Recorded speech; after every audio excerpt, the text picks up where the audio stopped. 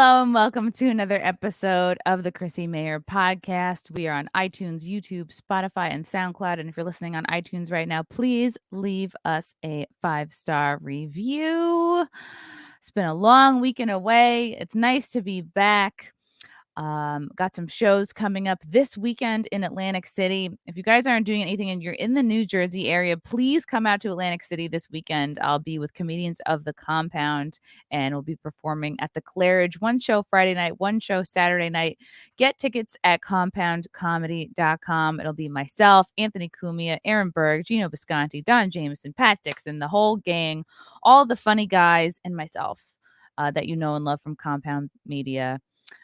We'll be in Atlantic City gambling, and it's going to be a lot of shenanigans and, of course, hilarious comedy. So check that out. And then I will be headlining at Tiff's Ale House, also known as the Dojo of Comedy, Saturday, May 14th. You can get tickets to that show on my website, chrissiemayr.com. I got a ton more dates coming out, especially as we move towards the fall. I'm definitely heading back to Texas.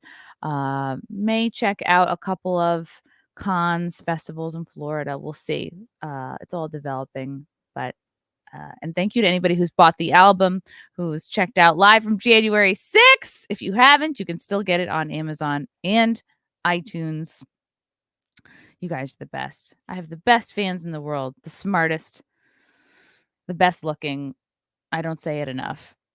And I want to do a quick shout out from our sponsor. Guys, we all know somebody who has made ridiculous money from crypto. Like, I bet you're thinking of it right now. You're thinking of a friend that's made money from crypto. Maybe you're a little bit jealous of them. Maybe you're like, I don't know anything about that world. It's a little intimidating. I for sure think it's intimidating. But this is why we have copymycrypto.com, because it's easy for you to do the same. We got that music going. The Copy My Crypto membership site shows you the exact cryptos that YouTuber James McMahon personally holds and allows you to copy him. It's like having a big brother who knows what he's doing. You don't need to know a thing about crypto or investing. You just simply do what he does.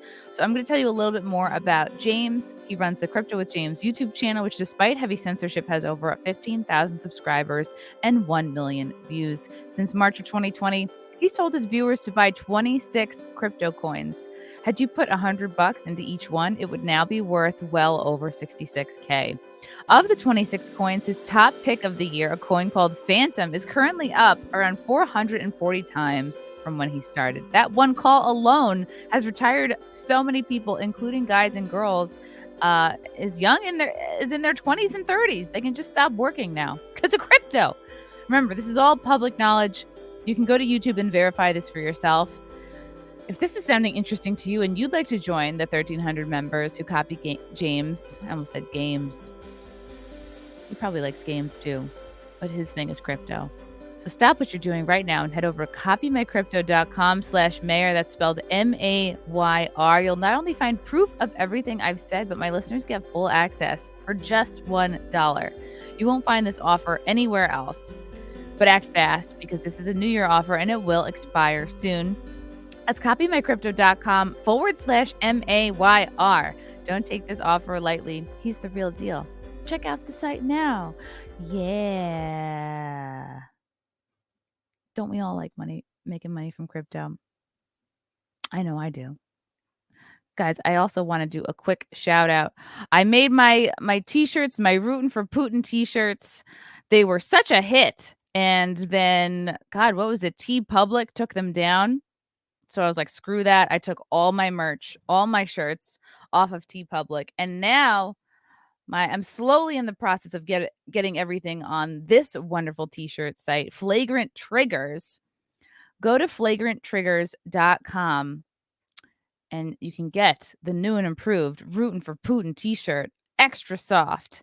$27. This includes shipping, so don't get sticker shock, as does the ever popular Mayor shirt. So if you enjoy the Obama era, like we all did, I voted for him.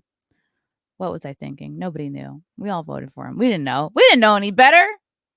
Check out the shirts on flagranttriggers.com. Super soft. I've already heard some people complimenting how soft they are and how great they are. So check those out. And you can just confuse all of your Facebook friends. If you have any friends that are blindly supporting Ukraine and they don't know why, show up to a party in this shirt and then you guys can talk about what activism is or isn't. Good times, guys. Just that's what I'm here to do, is just cause weird fights between you and your friends. Just kidding. I'm so excited to have this girl on the pod today. She is a space and science reporter. I'm so excited to have her on. Lori Harfenist, aka The Resident, is here with me. Welcome, welcome. Good to have you. I'm Yes. very happy to be here. Thank you. Thank you. I want to How was buy your Phantom. And I want that Rootin' for Putin t-shirt. Thank you. Yeah, it's just so funny. People have gotten very upset with me that I have that shirt, that I wore that shirt. And they're like, you're supposed to support Ukraine. It's the right thing to do. Putin's an animal. And I'm like, okay, what would that support even look like? Going to this one restaurant in New York City that sells Ukrainian food? Like, ultimately, any of our activism as regular people is pretty meaningless. So you might as well just have fun with it. I don't know. Absolutely. I concur. I mean, the whole thing's ridiculous. Nobody knows what's going on over there in this country. Yeah. It's ludicrous. I think so too. I think if we were a perfect country with zero problems and we were A+ing everything, I'd be like, okay, let's donate our time and funds to other countries' problems. But I don't know. It's like the old Jordan Peterson make your bed, type thing. Yeah, We gotta exactly. make our bed is a mess. That's right. Um, Glass houses and all that. Yes, yes. So Laura, you have a very interesting story. You started The Resident as a public access show in Manhattan, and you started on YouTube in what the we consider the glory days of YouTube around 2006, before the algorithms, before the censorship. Yeah. And then it kind of launched you into more of a mainstream media, like legacy news career. You were on Fox News, CNN, NBC, the New York Post, so many more. Do you want to describe a little bit of your journey and what led you to creating The Resident and My how you journey. got into My space journey. Yes. Let me and talk science about my reporting? journey. Yes, your brave, stunning journey. Yeah. Well, when I was a young lass, I started The Resident as a public access show in Manhattan, just fucking around on public access in 2000 because I was working at the time in advertising and on the digital arm. So I was well versed in what was going on the internet well before other people were, trying to convince giant brands that to even just put Tide.com for 10 seconds at the end of your Mm, commercial. And wow. that's what I was doing in the late 90s. And it was not creatively fulfilling, so I started the public access show where I just fucked around on the street like you are wont to do. Yes, uh, fun men on the street stuff. Although I am so averse to conflict, so I give people credit that are like are you very, kidding very me? good at the man on the you street stuff. you have a Rootin' for Putin t-shirt and you're gonna tell me you're afraid of conflict? True. That's a good point.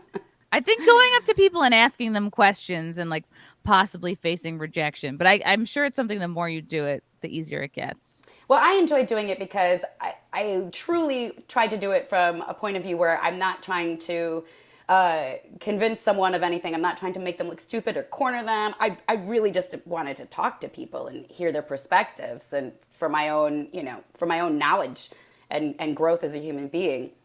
But so I had these two weird things going on when YouTube came around. And so at that time, and I had The Resident online as a video show uh, in the late 90s. And it was like me and Rocket Boom. Nobody else. And the videos were like 240 by 180. They were really small. Oh, It was wow. revolutionary to have video on the internet. There was nobody doing it. It was very slow and inefficient. And the tools just were difficult to get out there. And then YouTube came around and I just ported all my Wow. stuff over there, and YouTube wanted, and they were all the news, they were all the rage. News organizations and media organizations were going there trying to figure out what the next big thing was.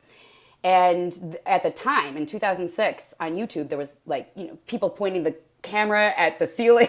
Nobody knew how to do anything because the tools weren't out there. It And was that would get just like a pure million shit. views. Yeah. Well, it didn't get anything. There was no such thing as a million views. So Oh. they were trying to show everybody, look, no, it's great. Regular people can make content too. And at the time, I was a regular person who could actually make content. And so they featured my videos on the YouTube homepage like over and over every day. And so it was great. And I just had all of these views, and all these media companies would type in youtube.com, they'd see me. And so they just started contacting me. Hence, a very accidental career in politics and news. Wow. It was nothing that I planned on, but it sure being in an advertising office, writing taglines for toothpaste. So I started doing that, and I never looked back. And I've worked for all of them over the years and gone through the ringer. I've been canceled, as you have, for similar kinds of reasons. Out of all, I've worked for all of those people, but the triggering person that I worked for, a client that I worked for, was RT, which is that Russian news? It stands for Russia Today. It used to stand for Russia Today. But now, does it stand for retweet? Was it bad to call it Russia Today? That was just, that they were that far ahead of the curve. I'll say that. So the reason why I stuck with them, and I've been on a contract basis. I've never actually been employed by any of these people. I've just contracted, made like all sorts of schlocky things for everybody. But I stuck with RT. I kept them as a regular contract because they let me say whatever the fuck I want. And which was great. It was refreshing. It didn't matter that Obama was president, and you're not supposed to say, hey, wait, we're still doing the same kind of war things. Hey, wait, there's still hypocrisy. Everybody, the entire mainstream media just fell silent. I had been coming out of the, George Bush sucks, young liberal, and this is where I was at the time. And RT was the only one that allowed me to keep questioning and keep saying, wait, that doesn't add up, and keep saying my truth, which was the truth, because I'm good at reading comprehension. And so I stuck with them. And yada, yada, yada, 2016 rolls around, Trump gets elected, everyone wants to blame Russia. What do? Go to RT and try to find proof that they wanted Trump elected. And which, I'm not even going to try to say if that's real or not. I'm just going to say that for years, I was the Andy Rooney of this international news organization. They did hard-hitting, serious news. And then at the end, for 2 minutes, it was me saying, did you ever think about final thought? Yeah. And that's all they could find to support their thesis that RT wanted Trump to win. Oh, wow. Because there was me. They used you, kind of, or they wanted to use you. No, they did. They used me and spat me out. The mainstream did. I was on 60 Minutes. They had clips of mine. Yes. New York Times was hounding me. Fuckers had my cell phone number. They were. It was terrible. It was just, I got completely slaughtered for not liking Hillary Clinton. And hence Russia stole the election for Trump, because Lori Harfenist from New York City was just like, and it wasn't even like I didn't like her. I was just saying, bitch, you're going to lose. Bitch, you're going to lose. Wow. The writing's on the wall. You're going to lose. You be a white woman and not be obsessed and in love with Hillary Clinton. Right. So after that, I took a lot of heat, and RT stood by me, and I was just like, listen, what I really want to do is space and science news. And so I just started doing it at that point, and I've been doing it ever since, until RT just got not just canceled but erased. So yeah, I was seeing this in the chat. Apparently RT has been taken off air in the UK. That's true. Is that true? Oh, and here, everywhere in the Western world, everywhere in the Western world, pretty much. It's still available in 110 countries in different permutations, and it's on Rumble, and you can catch it in different places. But effectively, it was just yanked. The YouTube was yanked. Everything was just yanked, and which means that my entire past 12 years of work just got erased. Did you keep any of it, like screen record any copies for yourself? Yeah, I have the original. I work independently, and so I just handed the work in, whether in written form or video form. Mostly it was video for broadcast.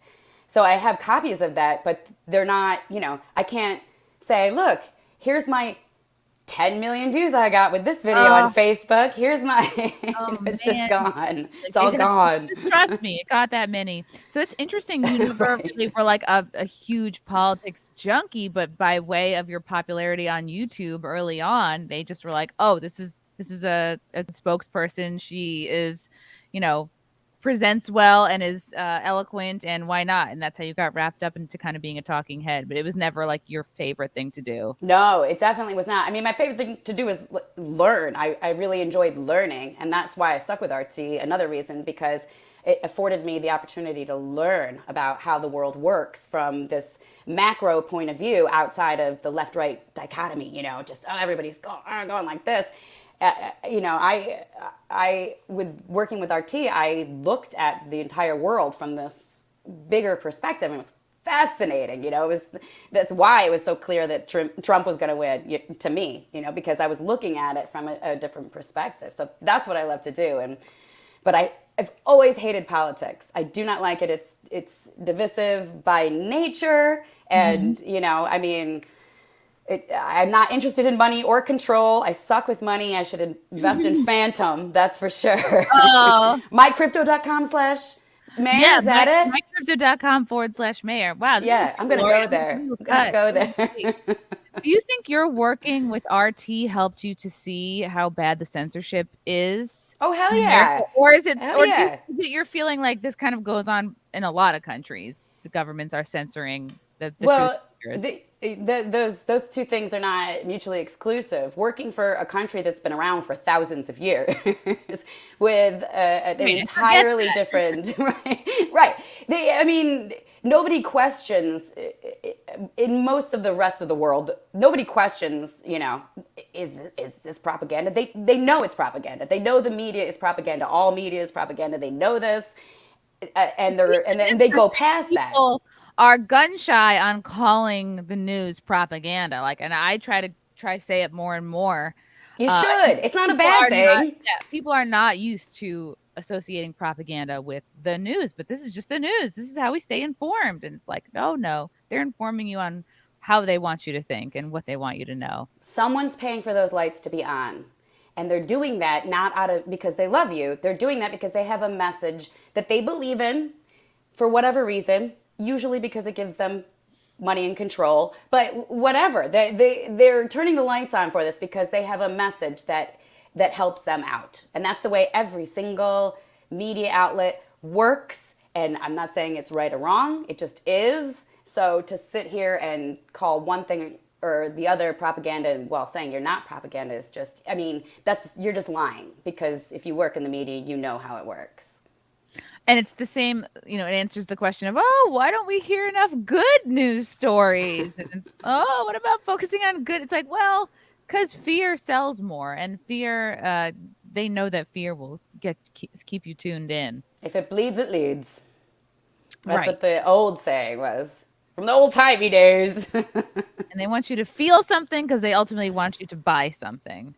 Yeah. Usually their point of view, so that, they can own you.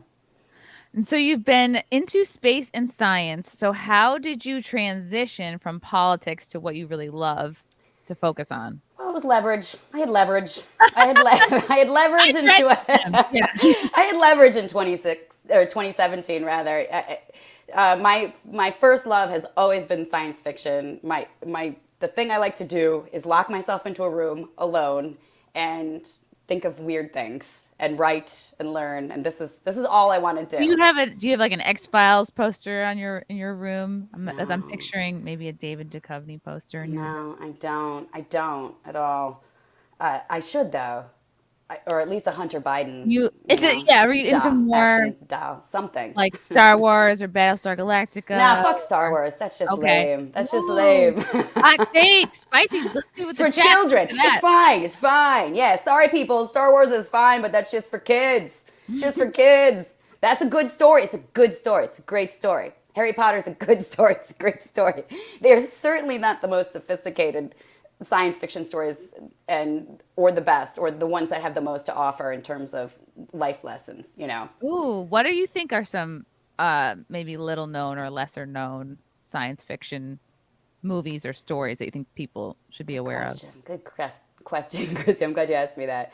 Well, they should definitely read Dune. If you've never read Oh, I Dune, saw the movie. not the movie. Fuck the movie. Read the I fucking like books. the All movie. the books. Okay.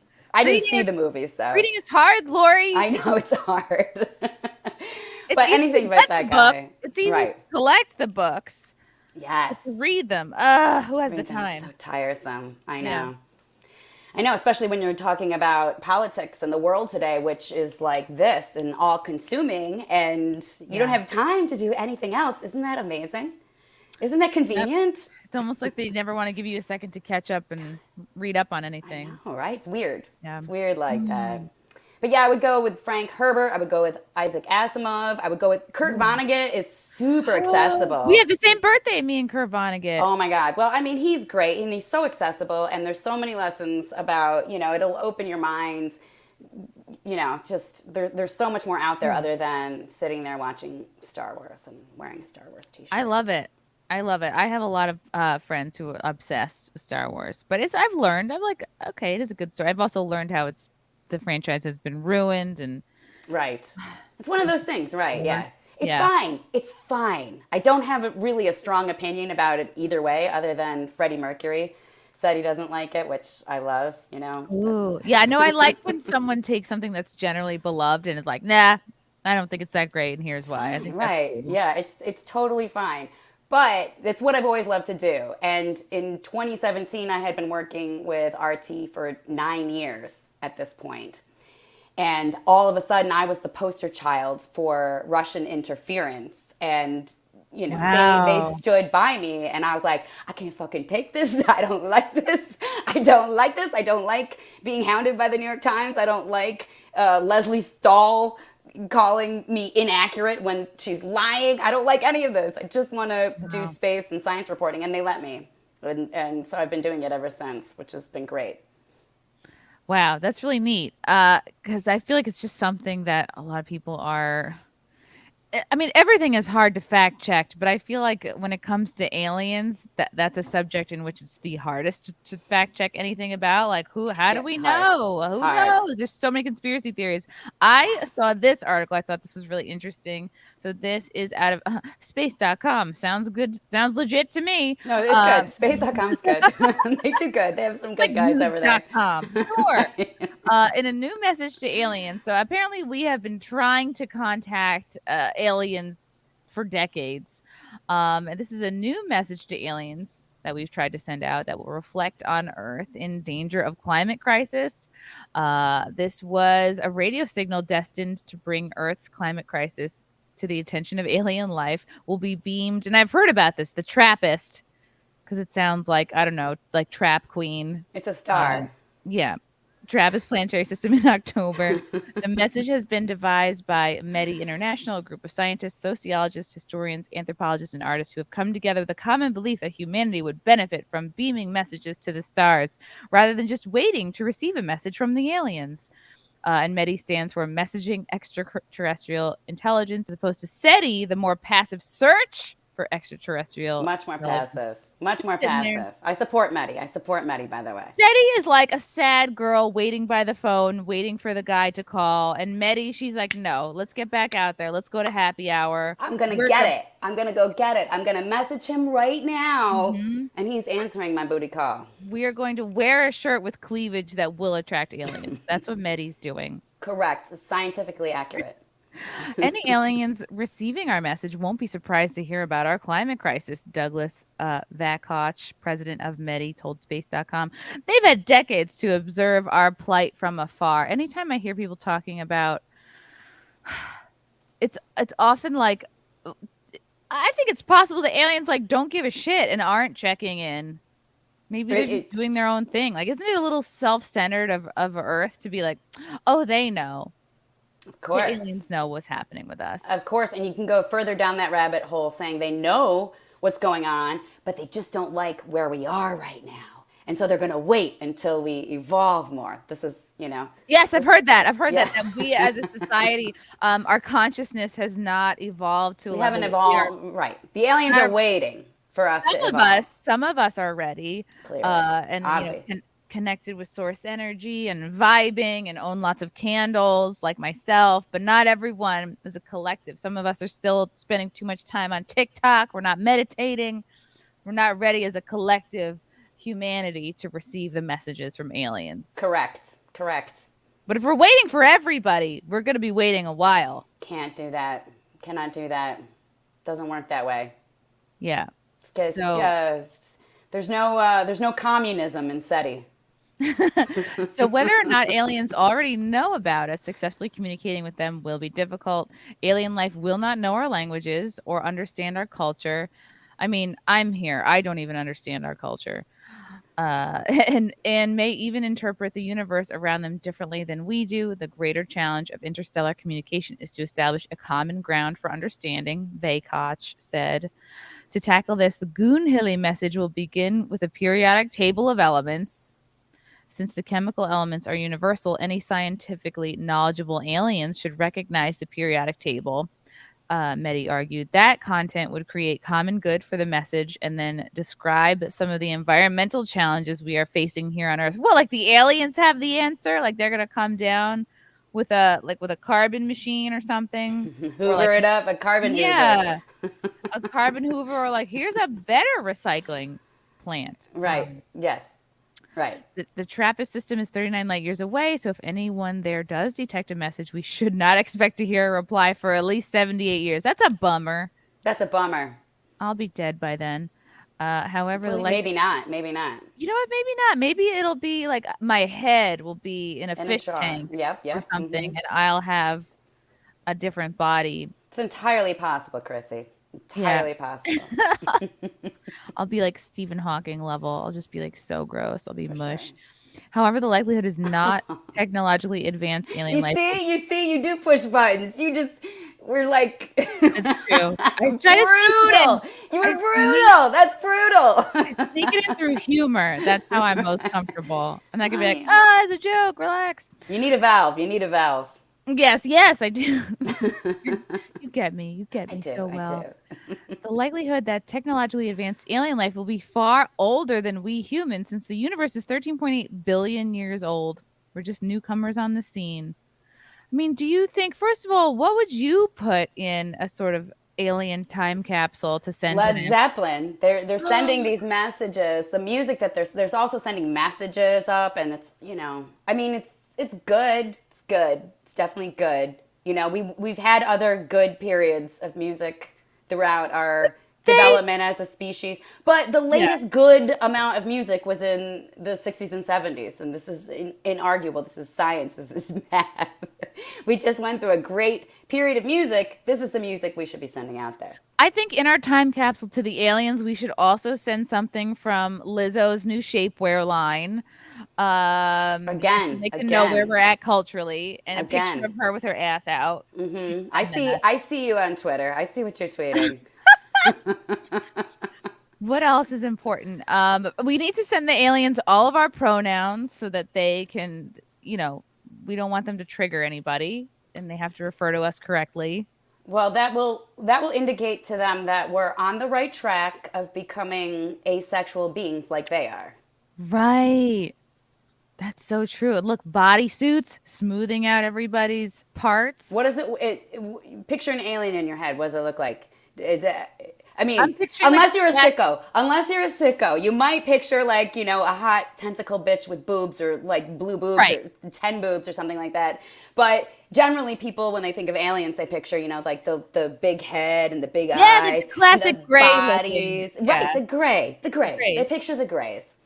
And so that fits with where we're going with the whole gender thing. And if you watch a lot of porn, maybe you're into anime, then yes, you would picture something a little more colorful. Right. But generally speaking, we all know that, this is my own personal theory now. Now I'm diving deep into my own personal theory about the whole gender thing, which is that it's tied to our evolution into aliens.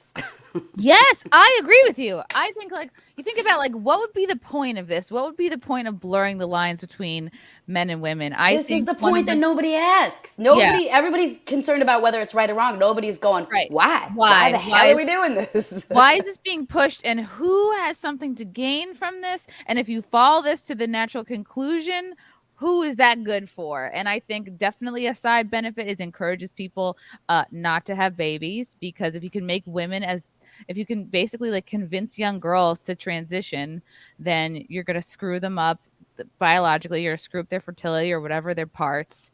Um and is it a snap to transition back? No.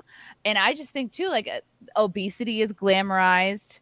I think if you can encourage people to make themselves as unhealthy and as unattractive as possible and make that cool, that will also contribute to people not like getting married, having kids. Like they're gonna be like, ugh, everyone's gross. I'm good by myself. I'll get a cat and I'll just So you think chill. it's a concerted effort to like thin the herd I or think not have? so. I think That's what you so, think? and I think that's part of it, and I think another because if you are not joining up, you're not getting married, you're not like finding a ride or die partner. If you're encouraged to stay alone, then you're more reliant on the state, and then the state is your daddy rather than like having a partner or like right how we were all encouraged to break up with our boyfriends or husbands if they voted for Trump. We've been encouraged to not talk to anybody if they depending on what they feel about the vaccines. We've been encouraged to not talk to anybody. The people who were at January 6th, there've been so many things that we've been encouraged to divide up over into smaller and smaller groups. Uh So we don't procreate. so we don't procreate. I think that's part of it. And I think yeah, the more This is kind of your theory, not mine. I'm following no, along with you. this is my very like Scientific. unintelligent, No, it's scientific. It's unscientific. your scientific thesis. Encourage people to not populate. Encourage people not to team up in families and create their own communities. If they the more single you are, the more reliant you are on the government. And right, if they and then there's the whole Alex Jones like transhumanist agenda rabbit hole. Like the more kind of neutral and less male and female we are, the more kind of androgynous we become. I don't know how that's evolution. I don't understand that that's I'll tell you. So here's the thing with evolution, right? right. And I'm with you 1,000% on all of the things you just said.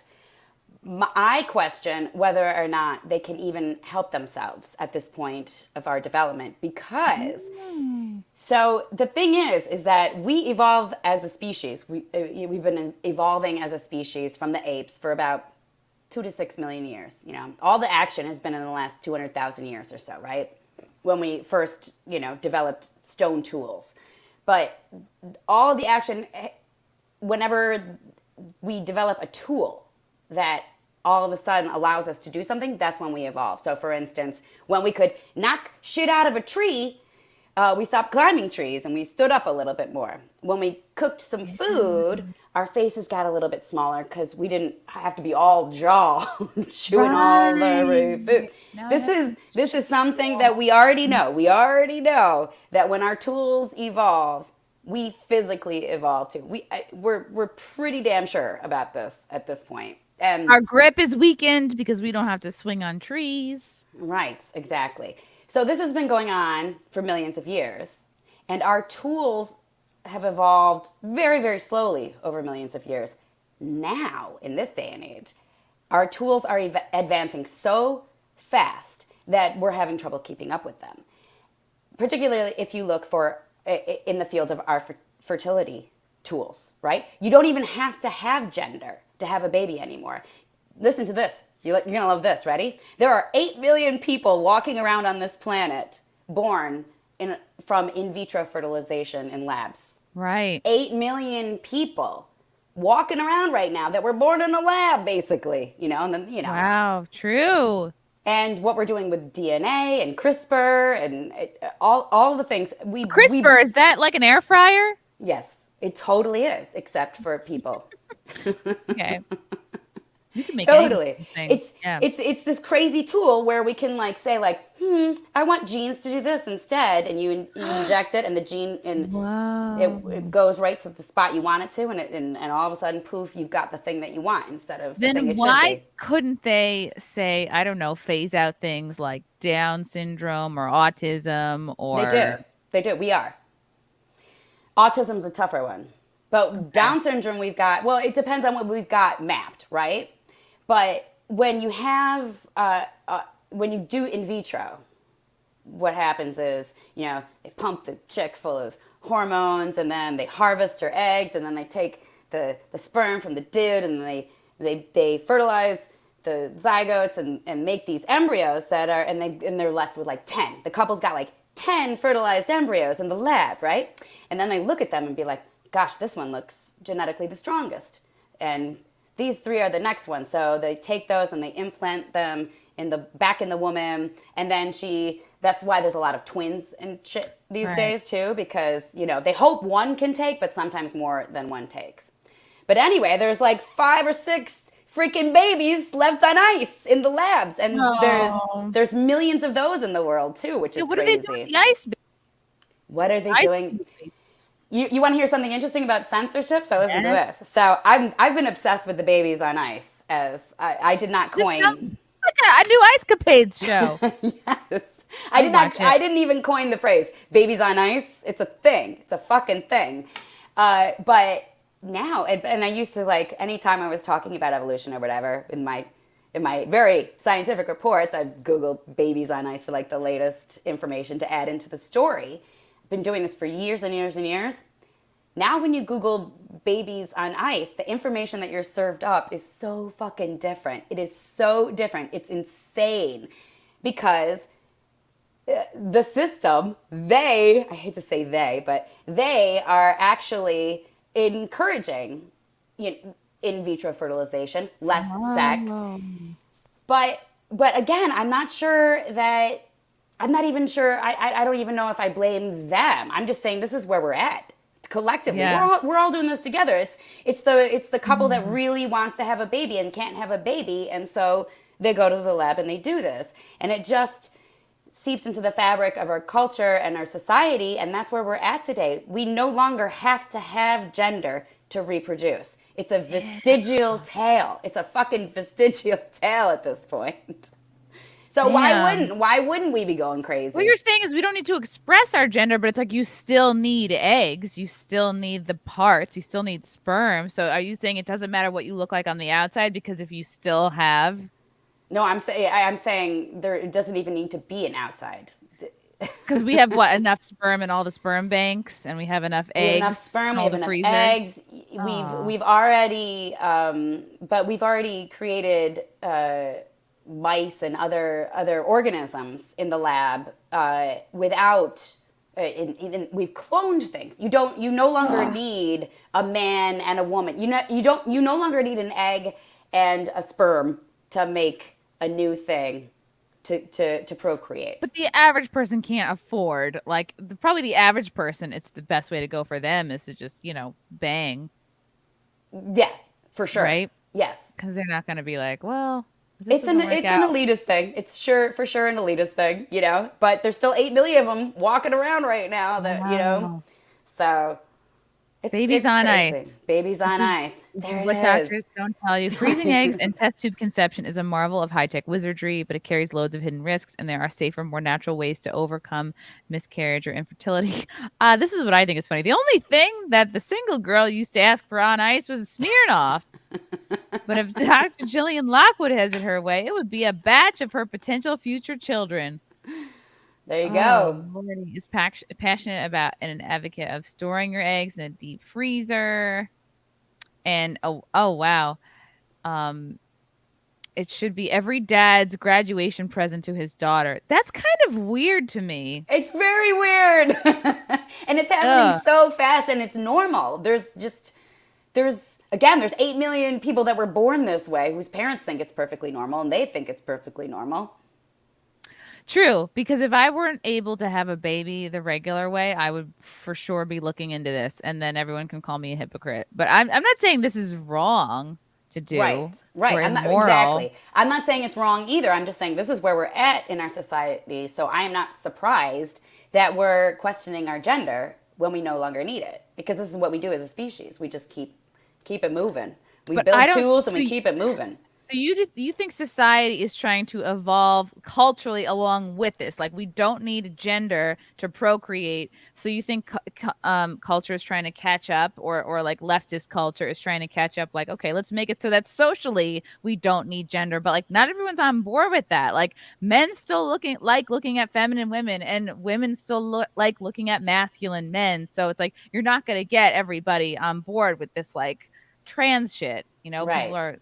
people already feel like it's too in your face. Right. It's causing a lot of strife right now. And Yeah. along with, and our tools, this is just in the fertility aspects, but our tools, I mean, we're basically God right now. We're creating with AI, we're creating actual intelligences that live. Where does the internet exist, Chrissy?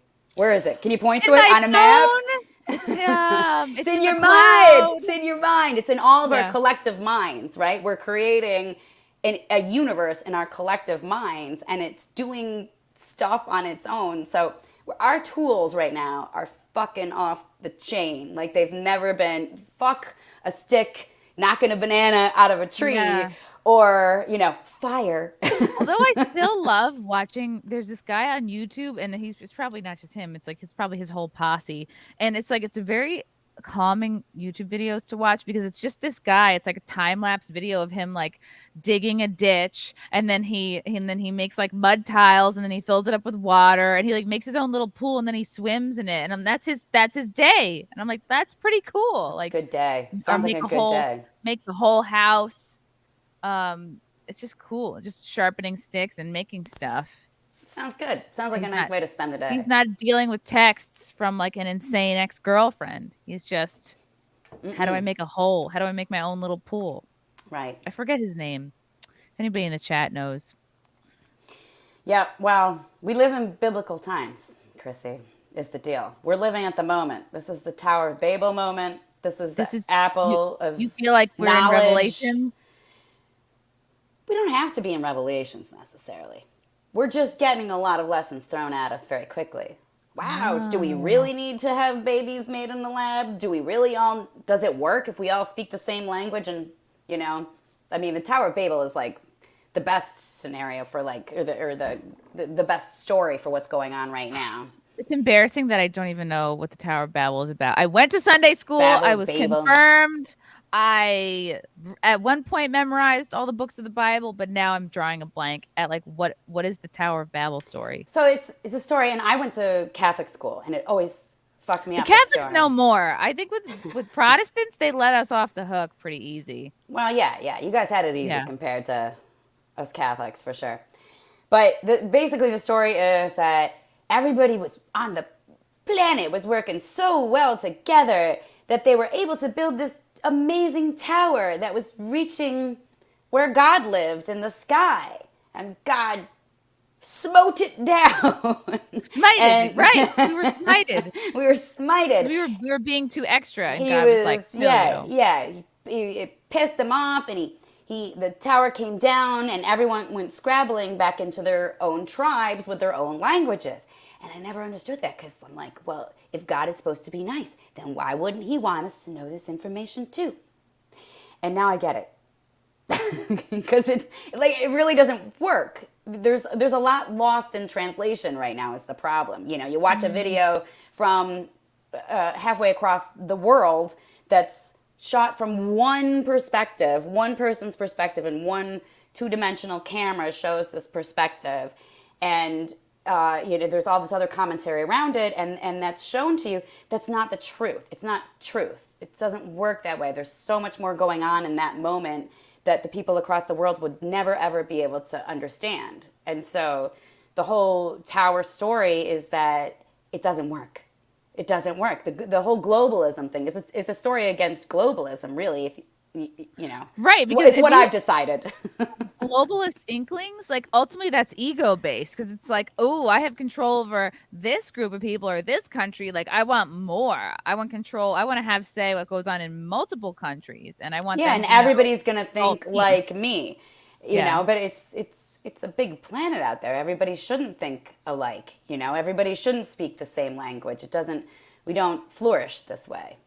So you think now it's like we're learning a lot of lessons.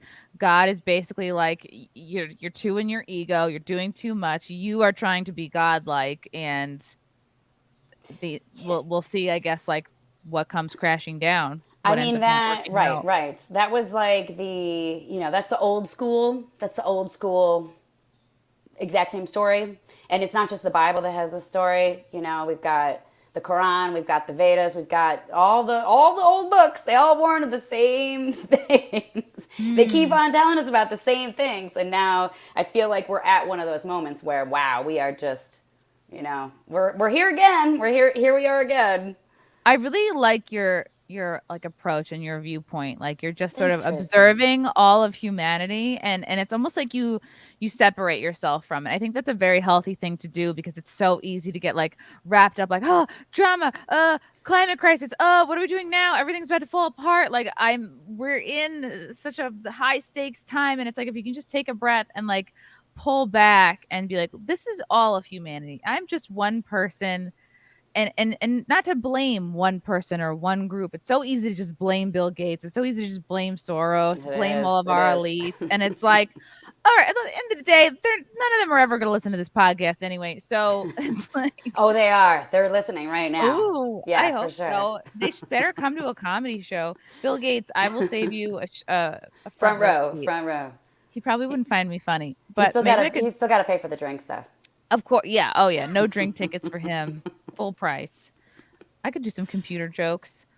So it's good to just step back and be like, I guess this is where we're all at. At the end of the day, you only have control over yourself. And to just kind of look at what's happening intellectually Well, rather than and like, yeah, and just at least when you take a minute to do that, then you know how to go forward. yeah. Whatever that is. Whatever that is. And I personally feel like it's just being a better person in real life, and not worrying about how you can affect your community in real life in a positive way and not in an argumentative, I got you kind of way, but really just like how can we get back to working together before the ship It sounds like you're sinks telling me not again? to tweet. It sounds like you're telling me not to, not to, No, not to no. own anybody on Tweet. Twitter. Keep Uh tweeting. oh. You should. Romo. Every population is split roughly three ways. One third value safety in herd overall, one third value order in herd overall, and then one third value freedom from bleeding tramplers overall else. Nice. I like that. I kind of understand the gist of that. JS Pena, Ms. Harfenist, thoughts on Flatwoods Monster? I've never heard of that. I've never heard of Flatwoods Monster. Actually, let's Google that. Flatwoods Monster. Is this like Is that a a Loch Bigfoot Ness? Is this a or a Loch Ness Yeti? monster? Oh, okay, okay. Sounds like a Yeti or a Ew. Bigfoot. Oh, it's believed to be extraterrestrial in nature. This is neat. I like learning about different types of aliens. There's a lot of them. They're not Ooh, just grays. Flatwoods monster, known as the Braxton County monster or Braxy by locals. Oh, nice. Ooh, they've been seen in West Virginia. What Ew, is that?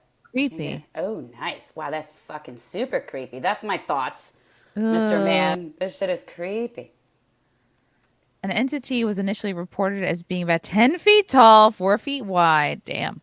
It appeared to be some sort of robotic suit or spacecraft rather than an organic being. It had a cowl in the shape of an ace of spades around its head, two eyes, aka portholes, glowing green orange. Yeah, this sounds creepy. I'm excited for any alien species that's out there that wants to come through. If you look like a dog or a squirrel or something I already love, bring it on. Yes. Yeah. My thoughts are it should be investigated thoroughly. It should be investigated thoroughly, and more people should know about it. I should know about it, and I will certainly look into it after this because you know, any sightings of anything is interesting. Oof. That doesn't make sense. Look at those Yeah. creepy things. Well, now you've creeped us out, and we're going to look into it. Yeah, From Matthew absolutely. Hammond, did she interact with the people at Sputnik? Cassandra Fairbanks had a similar experience. Oh, I guess did she also work for RT? No, she worked for Sputnik, I Ah, believe. I don't really know much uh, about her other than she was adjacent to, I'll say adjacent to a lot of other journalists that okay. I've known over the years. And she did some work for Sputnik, but other than that, I can't really speak to her experience. But she definitely has, balls. She's got more balls, about it. Like she She was does. fine. She was fine with, I was like, you know, I don't like conflicts like you. I'm like, I'm not Yeah, interested. I'm not staking my claim on, you're right. politics and that kind of thing. So, but she staked her claim on it and she rolled with it. So, Did you interact with anyone at Sputnik? I don't think That's just so. their space crew, right? No, Russian space? no, no, No? no, no. It's named after uh, an early space program, but Okay. Sputnik was just basically another news outlet that I believe was affiliated with Russia in Oh, some way or another. But okay. yeah, that's all I can say about Sputnik. Ooh, okay. From John Thomas, Undying Mercenaries Expeditionary Force. Heinlein is the master. Okay, I don't understand any of that. I feel like we should go like this to John though. Like I can't even do it. I Or know. like I I feel like I can should do make it. a symbol, but You guys talking? Is this a secret language I don't know about? It sounds like it. well, aliens. Oh, this is an alien creed here. What is this? Is this a alien handshake? I'm making it up. I have no fucking idea what John Okay. Thomas is talking about. But Okay, I good. will look it up. I will look it up for sure. Okay. He's back. Read Columbus Day if you want to know how that ET phone home idiocy reads. Oh, idiocy ends. Okay. Oh, okay. All right. I We'll like when do. people give We'll me do. things to read. Yeah. G Diddy. I wonder any relation to P Diddy. Chrissy, I always pay my simp tax to you for your hard work, but this is for Lori. She's so smart and funny, and her RT segments were always dope. Have her on as often as she'll come. Thank Yes. you. Thank you. It's terrible being erased. It's Uh, terrible being erased. It's the craziest thing in the world. how, and I you touched on it a little bit. How do you feel like you were the most erased or canceled, or what was the most egregious? Well, Russia is the most evil. Russia got The Trump most. elected. They're the go-to, and that's why I was open to it because as a kid in the '80s, my little ghetto. Love the Sorry, I 80s. didn't bring out my actual good We didn't know camera. how good we had it in the 80s. Right. But in the '80s, and I'm dating myself now, but I was a kid in the '80s and I was told that Russians are evil and they want to kill us. And that freaked me out. And so what did I do? I went and read a lot of Russian literature and I looked up all this stuff and learned about them. Cool. And so that's what I feel like everybody should do, But since then, it hasn't let up in terms of the evil. And the fucked up thing is, I'm not even sure if it's not a symbiotic relationship. It Mm, behooves both countries to have this adversarial relationship. really? Of Sure. course. When you're worried about, the first space race happened at exactly the same time as the Cold War ramping up. We were Wow. afraid of nukes, and we were also sending people to the moon.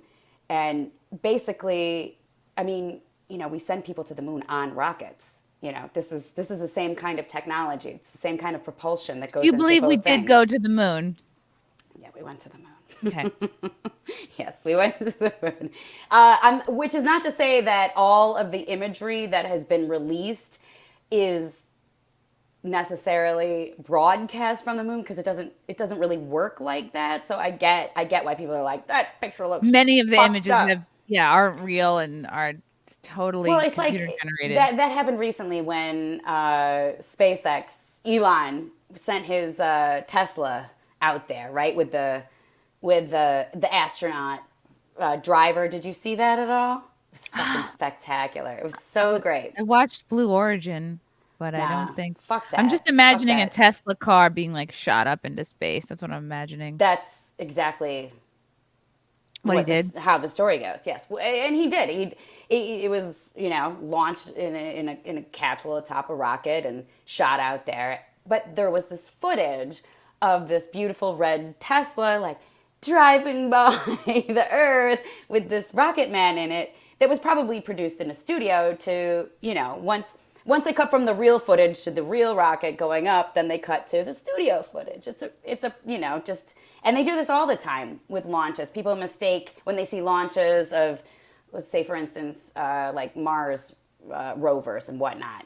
There's real footage from our instrumentation, and then it's cut to these sort of artist sketches of like this is now what we know what's happening while we don't have communication, that kind of thing. So the whole moon thing, it should be said more often. Like people should say that more often because it would explain why some of the footage looks so fucked up or whatever, but All right. whatever. I can explain this, John Thomas. I'm saying some of the aliens, like the tall ones, I'd be like, okay. You know what I mean? Like if I'm in a situation with an alien and like there's conflict, like I know I don't know I'm not the best at debate, I'm not the smartest, but I know I can charm my way out of situations. And then if I had to blow an alien, to smooth things over, I'll take a bullet. I'll do it, Are you in? Well, this doesn't go any place good with me. That's all I'm gonna say. Are you speciesist? How dare you? I'm not I'm species curious. I don't. I'm just. Imagine I go to blow I don't an know. alien There's and tentacles. There's tentacles in my head now. There's like no Chrissy. genitals. I don't know. Smooth. I'm just like, oh, there's nothing there. I don't know what to do. Yeah, there's an industry devoted to it. So. Yeah, imagine you just like think thoughts to them, and that's how they come. So boring. Low watermark. Thank you for the super chat. This was interesting. Oh, Outcasts. Chrissy live from January 6th is superb. That's my album. Next album should be on aliens. Has your guest heard of the whistleblower guy from Area 51? I guess there was an interview of him on YouTube, and he died in a road accident. Ooh, spooky. Yeah, I forget which person they're talking about. Just a whole bunch of shady incidences, but that was tasked with investigating UFOs.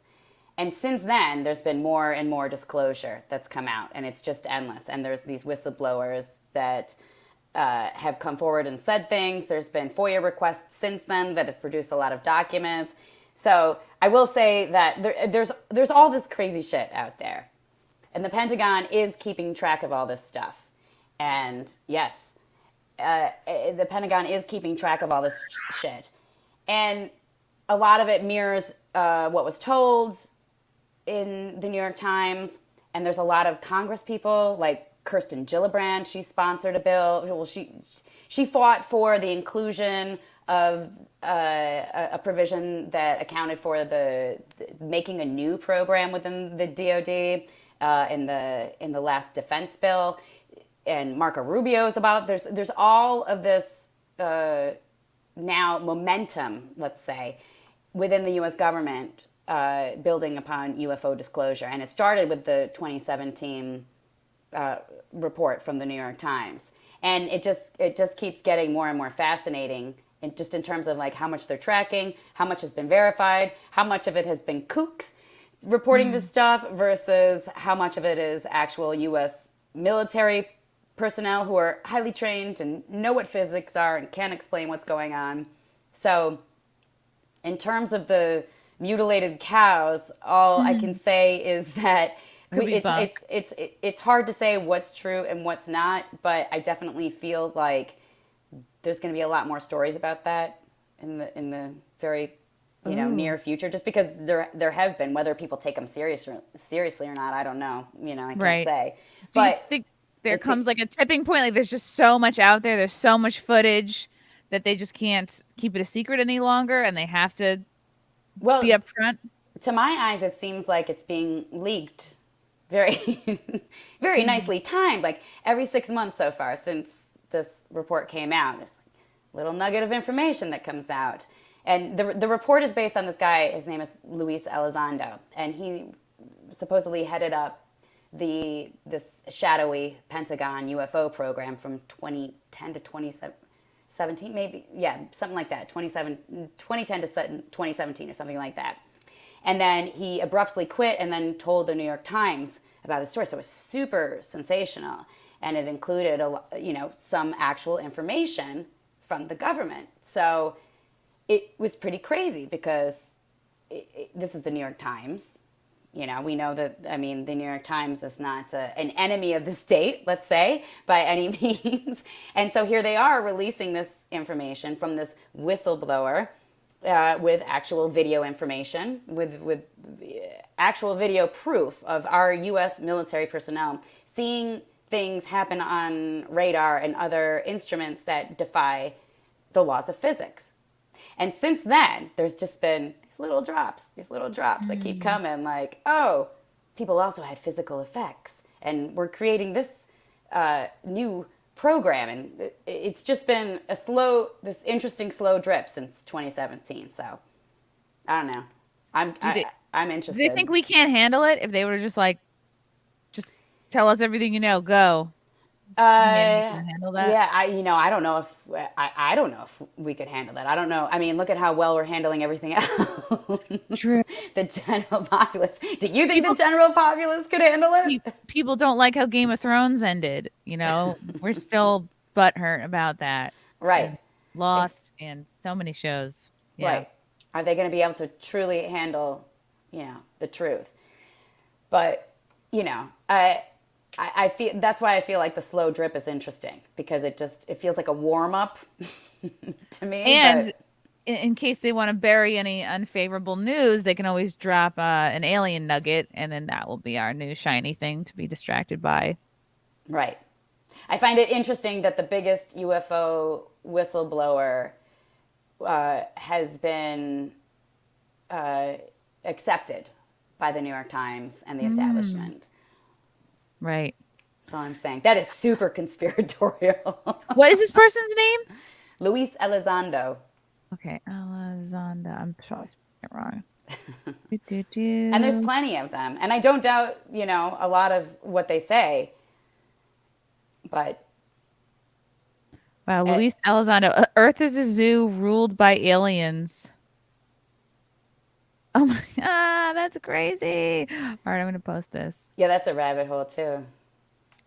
We love rabbit holes. Yeah, and I don't think YouTube has canceled talking about aliens yet. So No, they still like it. Yet. This is But if I'm talking about it, Chrissy, watch out. They'll be canceled. Okay, good. This is just my track record. Who've been canceled. Okay, this is from back in December. He was on a podcast. He's called a UFO promoter. Luis Elizondo explained why he claims Earth is a zoo ruled by space aliens. Wow. He led a secret UFO investigation program known as the Aerospace Threat Identification Advancement Program, AATI, from 2007 to 2012, funded by the U.S. government. From the Department of Defense's $600 billion annual budget. And then Elizondo says, what if it turns out that there's another species that is even higher on the ladder than we are? Do we need the social institutions that we have today? Do we need the state and religious organizations that we have today? If it turns out there's something else or someone else technologically more advanced and possibly more advanced from an evolutionary point of view, are we wasting all this time? Or are we doing exactly what we should be doing? What if it turns out that humanity is actually just another animal in the zoo? If we saw ourselves in the role of zookeeper before, then maybe we are just another exhibit inside the zoo. I definitely believe that's how our elites view us, as zoo animals, just to control and corral and kill off when needed. Right. But more useful than zoo animals, because zoo animals are just there to, just to look at as an exhibit. But we do perform a function. True. We do keep, the wheels turning. We create content. Yeah, there will come a time when we have to come to terms with ourselves, whatever that means, whatever philosophical point you take. This will affect all of us. I think it's important. Are we in a situation where history may need to be rewritten? What? That's what I meant. The hypothesis is a continuation of Charles Fort's assertion that some non-human mind essentially rules the earth as a prison or an anthill to watch us, and it underlies the claim of a prison planet by some modern theorists or ancient astronauts. So this is the idea that like maybe aliens are taking us on this. The aliens that are in charge of us are the ones leading us down this path of transhumanism. Right, and that goes back to the whole idea of, the aliens aren't ready to reveal themselves because Because they're amongst us. Well, they're amongst us and we're still, the animals. We're not actually, evolved enough to be one with them, to actually talk with them. Whoa. Whoa. Okay, he was also possibly the first to explain strange appearances and disappearances of humans with the alien abduction hypothesis. One of the first proponents of extraterrestrial hypothesis, suggesting that strange lights or objects seen in the sky could be spaceships. This is fun. This is fun to learn about. and he's a really interesting character because he does, he's been around, and there's a lot of articles that you'll find that sensationalize his claims and make it sound insane, and then there's other articles or information about him that you can find that's a little bit more buttoned up, shall we say. But he's definitely at the forefront of UFO disclosure right now. There's no doubt, and he doesn't stop producing interesting information. Wow, look at this. The Earth is a small planet at the edge of the galaxy. It makes Earth very isolated geographically from the more concentrated planetary civilizations that exist towards the center of the galaxy. These obvious facts made the Earth suitable for use only as a zoological or botanical garden, or for its current use as a prison, but not for much else. Whoa! This is a lot. What did you do? What did you do to deserve to be in this prison, Chrissie? It kind of feels special. I don't know. It feels special to be here. Yeah, you're a special prisoner. You did something right. I feel like if my mom was into swallowing, I could have very easily not be born. Right? That's right. Yes, completely. All of us. It's like a miracle that any of us are alive, right? When you think about the odds of you being born. Yeah, complete. I would take this over not, right, over nothing. You wouldn't even know that you weren't alive. No. Right, you wouldn't even be a you. But the idea that it's a prison is interesting. Like, why are we in prison? Well, why are you in prison? Right. Well, if you look at like in most religions, they would say that life is suffering. To live is to suffer. So we're here to learn lessons. I guess humanity is supposed to learn lessons. And now we're going back to God and the Bible. Oh. You see? Gods and aliens. This is why I say I'm into gods and aliens. It's one and the same. It's very cool to think about. Yeah, it is. It is completely interesting. Matthew Hammond. What are the machine elves when a person takes DMT? Aliens or demons in another dimension? Well, is there a difference? I'm not sure. I'm not sure that there is a difference completely, because you can see the machine elves when you take DMT.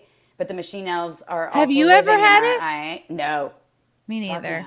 Fuck no. It sounds expensive. Weed's great. Weed is all and shrooms. I like to shroom every once in a while. But the last time I took mushrooms, I asked a dog if he was doing okay. I bent down. I was like, "Are you really okay?" It was a random dog in the street. What'd the dog say? Nothing. The dog said nothing, but I got the feeling that the dog was like, "Yo, you need to chill out. You need to go somewhere and sit." So he spoke to you silently. Because people are always like, "Oh, dogs are so cute. They're cute for us," but it's like, are they okay? And I think that's the place that I was in. Right.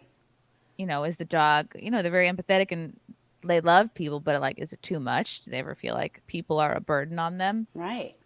I know. And I also remember I was on a subway, and the subway just looked gigantic. Like the subway looked 3 times its normal size, and that was really it. And I was ultimately left with the sense that like I am too hard on myself, and I am super grateful to be like born into this consciousness at this time. Like feeling very grateful for life was my takeaway. Nice. Yes. So you had a bigger than life takeaway when you took the shrooms. But they're so disgusting. Like to chew them up, it's like blech.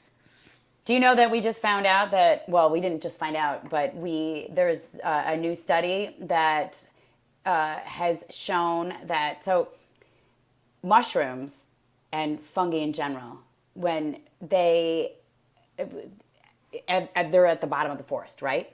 They actually send electrical impulses back and forth between trees and between plants. Yes, So they actually act as, a brain like between a circuit or something. yeah, Okay, yeah, exactly. Just, electrical impulses are sent through our neurons, right? That's how our brains work. That's how trees and plants work, and they send electrical impulses through this network.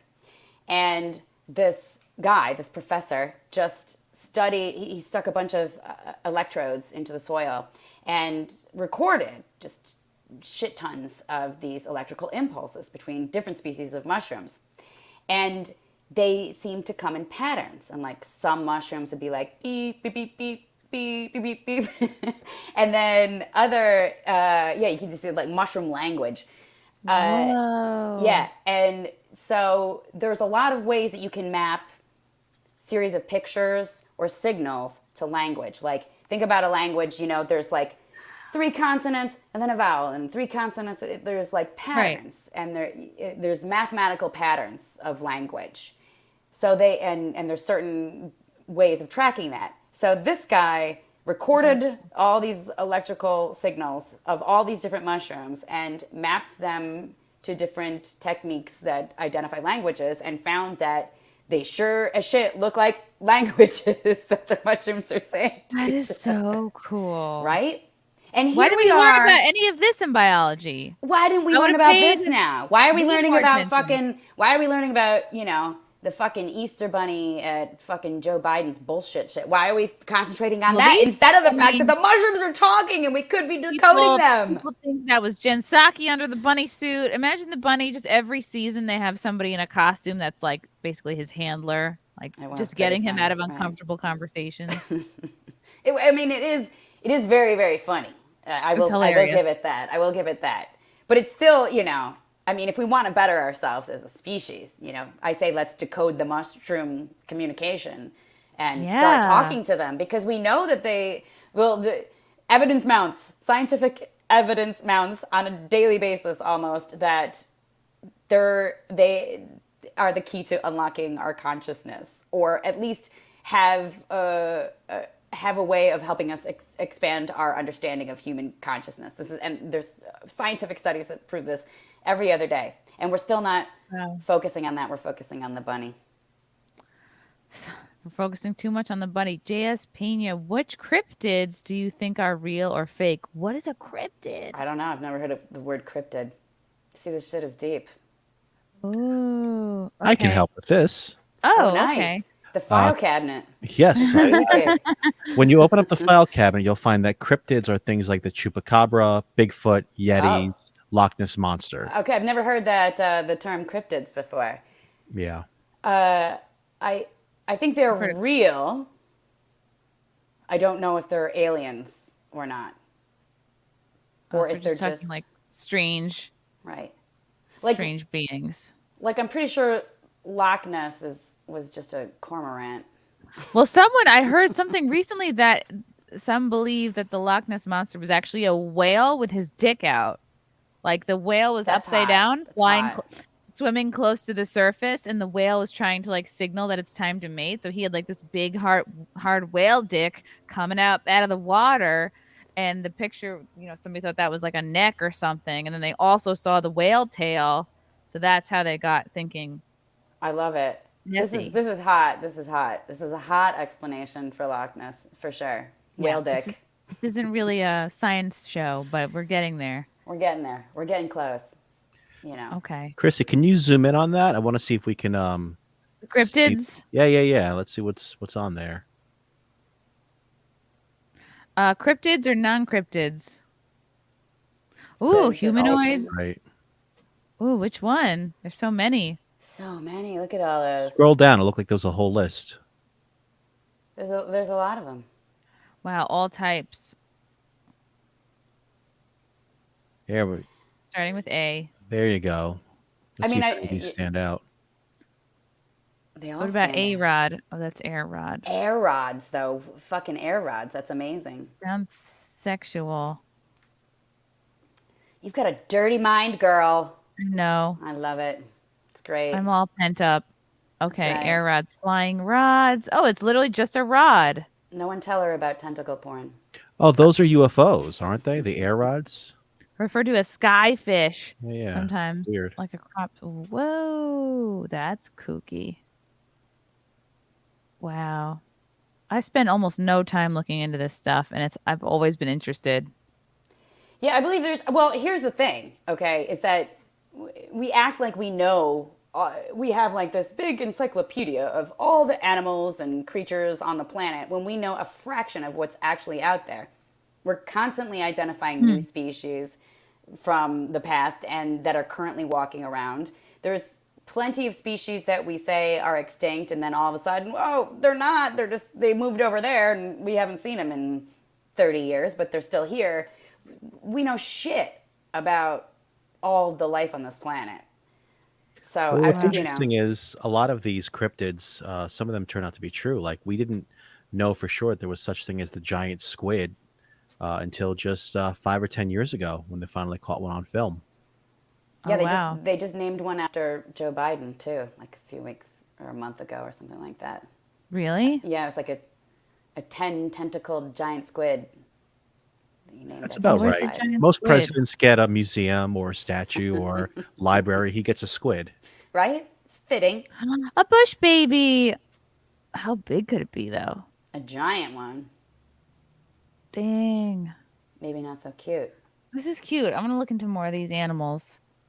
Interesting. Cryptids. Cryptids. I'm getting the sense now that I look at Ramo's comments that he might actually be an alien by his comments. There is no freedom from the suffering that is life only to exist, only embracing the suffering that is unavoidable and that is necessary while mitigating in all ways one can unnecessary suffering. I feel like we have an alien in the chat. What's up, Grey Wolf? Checks out though, Grey Wolf. Yeah. Grey Wolf. Checks out. It's true. It's true. Matthew Hammond, has she heard about people taking MDMA in a clinical setting to cure depression? It is like 2 or 3 sessions. Oh. Yeah, sure. And it makes perfect sense with the right guide or with the right person, knowledgeable person helping you through it. It makes perfect sense. I mean, sure. you've done this drug? I've never done that. No, but I've smoked weed, I've done mushrooms, and like more often than not after doing those, you do have a sense of peace and like lifted like a weight has been lifted off of you. So it's I don't know. I definitely as a Scorpio have the tendency to brood and get like heavy in thought. So every once in a while it does help to kind of like lighten up somehow. Yeah. Yeah. And MDMA definitely does that. I've done it a few times, and it definitely checks out. You know, the trick is for all of these things, including psilocybin, the ingredient in shrooms. You know, now it's popular to microdose, and people take Molly and they just take like a little dust of the Molly or whatever. They do this like little bits a lot. I don't think that's really the right approach, you know, because like do the thing, immerse yourself in the thing, and then also have your own reality. Like at some point you have to come back to reality and you have to check in, pay your bills, right, feed the cat, and just check your mind, you know, so that you know you're going in the right direction. What's real, what's not. Yeah. Exactly. J.S. Pena, do you think AI will turn on us one day? That's a concern. I think it already has. It's obvious. That's what's going on right now. That's what's going on right now. The AI is driving the algorithms, and you know that's why Elon's on his quest for Twitter, right? I mean, it is turning on us right now, and he knows it, and it's crystal clear that that's what's happening right now. You know, the singularity is the moment. You know, very roughly speaking, you know, the machines come alive. They're able to learn and have their own life without us, right? And we've always talked about the singularity being a moment in the future, but I mean, it's already happened. The AI are already among us. They're already in our minds. They're in our society. They're a part of us already. So you mean like with microchips when you say they're already in our minds? No, with the internet lives in our minds Okay. right now. We're getting fed certain information on our Twitter feeds, let's say, as an example, that Wow. is fed by AI, and this AI is thus affecting Yeah. How how we much think, of our our view of the world. lives is actually our own determination, like our own free will and free thought, and how much of it is being driven? Right, especially at this time. That's Ooh. where there's just there's AI everywhere. It's just everywhere right now. Even the damn drones at the weddings, the drone photo. We got to get everybody in. And thank you, NZ Guy, for the super chat. Wow, you guys had a lot of interesting questions Yeah, for in the sure. chat. Okay. Oh, all right. From Checkpoint. What happens when you make an entity without empathy or sympathy? You create a psychopath. I've Yes, dated guys like that. And how can you create emotions that you don't understand? We've unleashed a monster. Yikes. I agree. Checkpoint. Yes, and so, and not to fangirl out on Elon Musk, but he talks about this kind of stuff all the time, and he firmly believes that the someone's got to. It's. I mean, it's too late. We're already living in this zone. To turn back would be to go back to the Stone Age, or whatever. We're not Right. turning back. Like, this is what we're doing, and we could very easily destroy us. It could very easily destroy us, or we could figure out a way to champion it and kind of Why would they take destroy advantage us? of it. They know that we have to eventually plug them in so they can recharge. What, they can Maybe. figure out how to plug themselves in? Come on. I don't even think it's an issue for them yet. But that's why he does Neuralink. You ever hear of Neuralink? Is that chips in the brain too? Chips in the brain. Chips in the brain. That's Musk's Chips in the Brain company.